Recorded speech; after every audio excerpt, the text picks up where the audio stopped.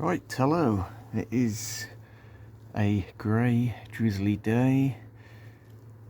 We had a look at what's going on in the garden in the borders last week, so we'll have a look now that we're officially into spring.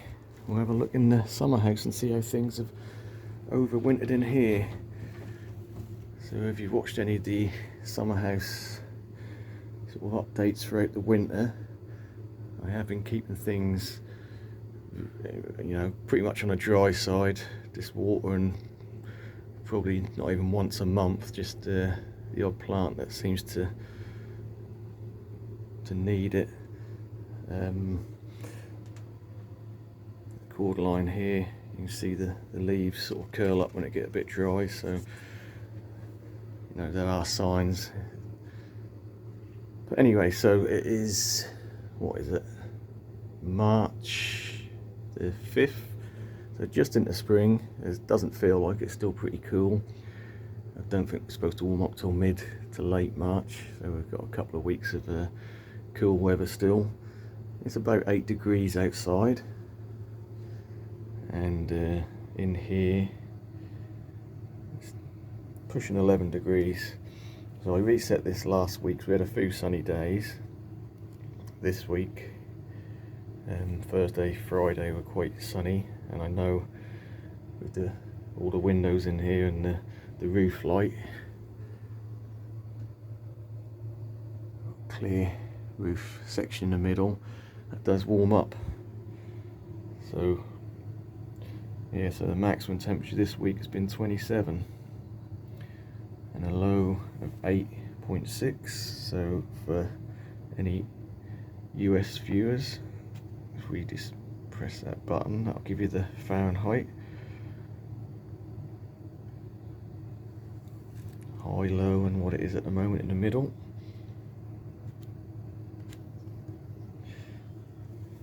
So I think in general it's been pretty successful. I suppose you could do this if you've got a summer house or a shed with, bright aspect window, same as the unheated greenhouse or conservatory. Just pile your plants in, keep them on the dry side to overwinter them. So a lot of the plants in here you'd think would be more tender than they actually are. So I'm maybe looking at the bird of paradise. I'm not saying they enjoy having 3 or 4 months of cold temperatures, but they tolerate it and they're still alive. And like I said in a previous video, they're even starting to get a flower spike. So there's one there, and quite a big one on the one at the back here. You can see that. So we've got your standard orange and blue bird of paradise, we've got a golden bird of paradise, and we've got the white giant bird of paradise. So 3 different types there, all seem to done absolutely fine throughout the winter. Minimal water, minimal care. Obviously all the palms have done fine. I won't say that nothing looks too special. A lot of them are starting to look a little bit yellowy, but obviously with the long cool, they don't really take up nutrients, so they will lose a bit of the green. But like I say, as soon as you start warming up, we can water a bit more heavily and maybe even get a little bit of fertilizer in there.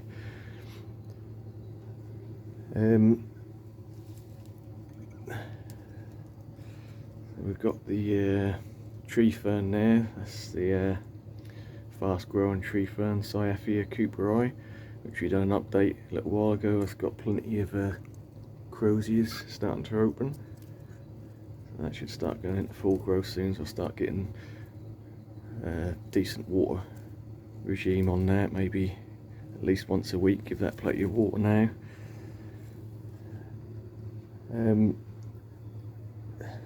So most things are done pretty well. The Colocasia, not surprisingly, we're getting a dead leaf here and there, but it's not in growth and that's slowly sort of dying back. But like I say, now the temperature's starting to warm. we'll get some water in there because they've literally been bone dry all winter, and we can see this like powder, that soil in there, that is really dry. So we will start giving it a drop of water now. It's starting to warm. Triangle palm, not surprised these fronds have died off, just for the fact that they got heavily sunburnt, but the latest frond is still totally green, so I'm happy with that. That'll push out some new growth over spring and summer and start to look good again.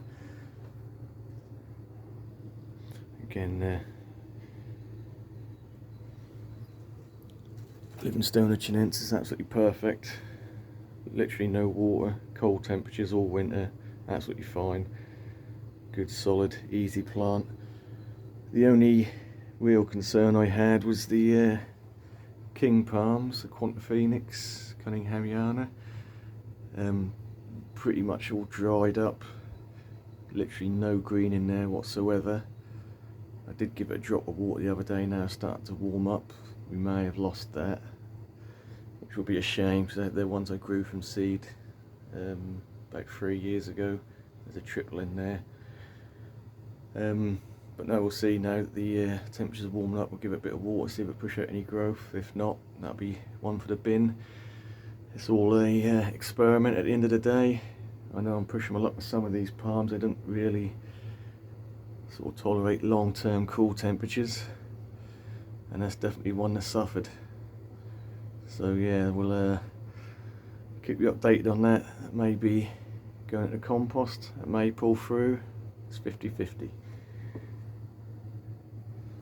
Another palm that seems to be absolutely fine is the dwarf sugar palm, or Oranga angleri. Again, a little bit of burn on some of the leaves. That's sunburn from last year. The newer frond is again starting to yellow out. Absolutely not surprising. Phoenix Robolini, again, really easy one to overwinter. I won't say it looks perfect, but it looks pretty good. A little bit of yellow and brown on some of the old leaf tips, but in general looking good. In the centre, there's a double in there, and you're getting 3 or 4 spears push out. So, like I say, warm temperatures, and that'll start to take off. Yeah, so what I came in here for today really is just to have a check on the bananas, the insettes, which have been kept dry. They are in a little bit of soil.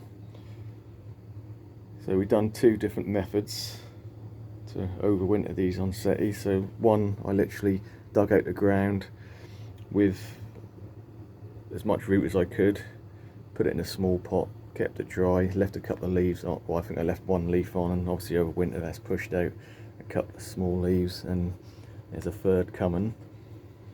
So the other 2, which are exactly the same, the red onsetti bananas, I dug out and I was going to dry store.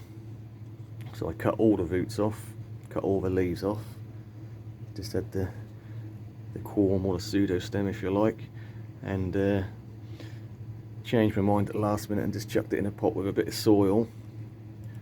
So now we're getting some warmer temperatures during the day. I gave them a drop of water last week, and we can see we're getting some leaf action already. It's starting to push out. The one at the back here, again, we're starting to get some leaf push out there.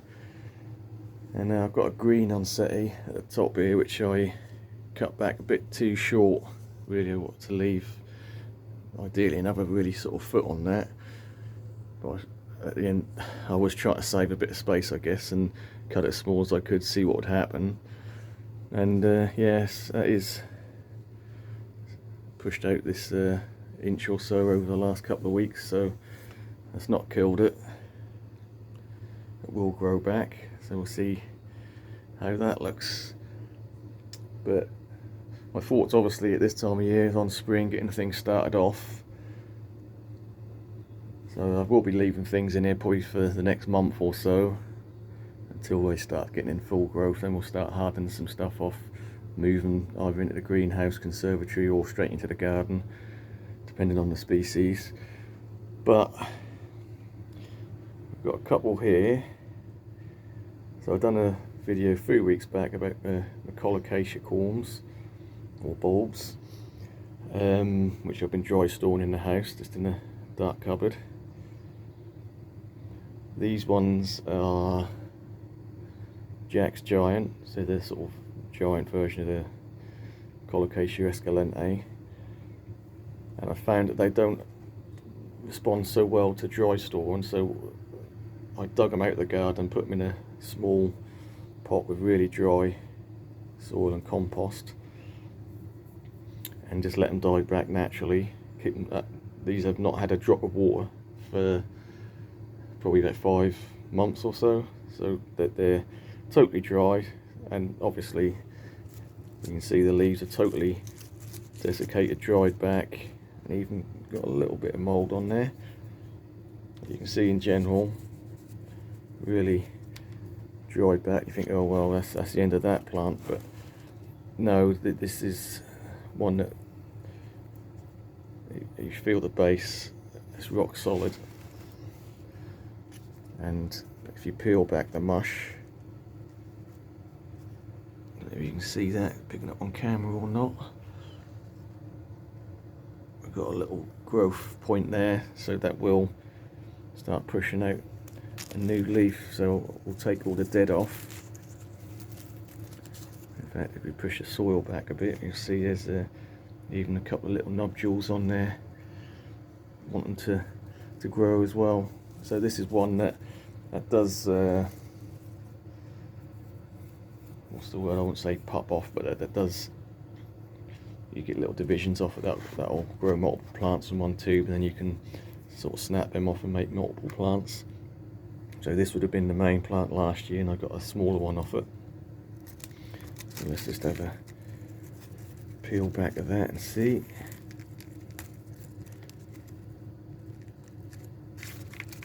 See that the base is totally rock solid.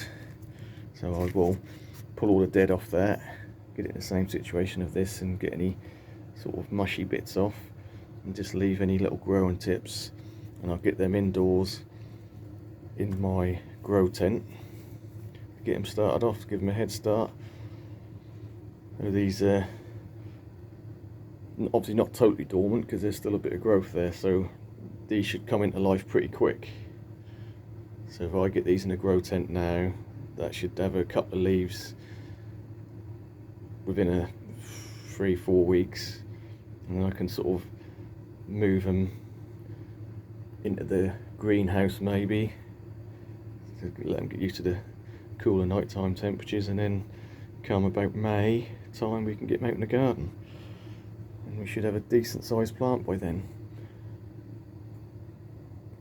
With the dried stored colocasias, I will be starting them off maybe next weekend, and obviously I'll do a video on that, how I do that, because they're totally dry stored. That's a little bit different, and they're going to be a bit slower to start off. Yeah, so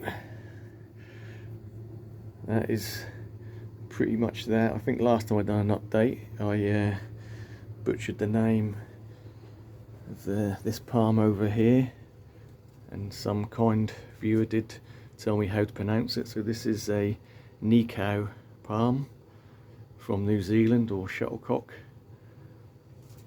which I don't know, you don't really see them in the UK. They're really quite hard to find. I mean, I brought these as little seedlings what, 4 years ago, so they are slow growing, but they're pretty cool, tolerant crown shafted palms. So I may even try, when they get a little bit bigger, one in the ground and see what happens. That's the nicer looking one. See, it's got quite a big leaf opening up there, and it's got another spike coming out the middle. And I've got another one this side. They were pretty much both the same size, but this one's not doing quite so well, which is always interesting when you've had them in exactly the same situation and in exactly the same growing conditions. Obviously this one's probably getting a little bit more light there due to the roof light, but yeah, we'll leave it at that. Obviously if there's any questions or anything that you've seen that I've overlooked, please ask. Brugmansia is pretty much defoliated as standard, but we haven't lost any of the growing limbs, so hopefully that should get to a bigger, nice sort of shrubby tree state this year, because in the past I've always left them out and they just sort of die back to the base. As you can see, it's a pretty big base on this plant, but every year I've just let them die back, and then so the green growth is the fresh growth from last year. Just one other thing I just wanted to give you an update on. So the agave attenuata, or foxtail agave, these are the ones that you see in California everywhere. They're really nice plants. You don't see them too much in the UK. Really pretty rosette, lovely green, sort of silvery flecks in the leaf. And I moved it the other day just to see if it needed any water. I still haven't watered this the whole winter. And looking underneath, we get in it. We've got a little pup coming off it. So that'll be exciting. Hopefully that'll over the summer grow big enough, and maybe at the end of the summer we can pop that off and we've got another plant. These are pretty tough plants. I mean, they do grow a bit of a stem, you know, they can, almost like a trunk, and I don't know, you see them 5 or 6 foot, and you can literally just chop the flower top off and stick that in the ground, and that'll grow again, quite happy, grow roots and start again, and that should pop off around the trunk. But yeah, no, I'm happy to see that's done well. That's a bit of an unknown. Last year I kept that in the house, so I weren't sure of how that'd cope, but you do have to experiment, and sometimes you win and sometimes you lose. With the king palm over there, I haven't given up hope on that yet. Okay, let's leave it at that. Let's get these in the house tidied up and get them growing. Thanks for watching. Catch you on the next one.